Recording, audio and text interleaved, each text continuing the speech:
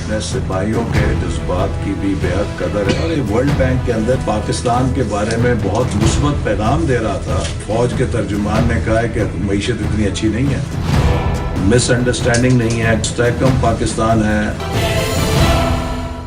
कराची में inter play of economy and security के मौजू में मुनक्किदा सेमिनार के बाद होने वाली तलखी शीरीनी में बदलने लगी।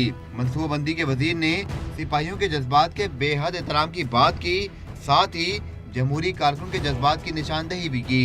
उन्होंने पाक वतन को कश्ती करार देकर सबको अपने दायरेकार में काम करने का मशवरा भी दिया।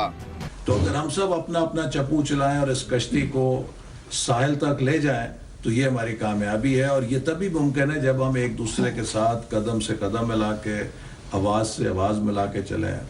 वज़ीर दाखिला ने DGISPR के बयान पर अपने रद्द-ए-अमल की वजह भी बताई। वर्ल्ड बैंक के अंदर जहां मैं पाकिस्तान के बारे में बहुत मुस्बत पैगाम दे रहा था तो मुझे यकायक इस्तफसारात का सामना करना पड़ा, जिसमें यह कहा गया कि आप इतना पाकिस्तान को अच्छा कह रहे हैं, तो आपके मुल्क के अंदर तो फौज के तर्जुमान ने कहा है कि मईशत इतनी अच्छी नहीं है।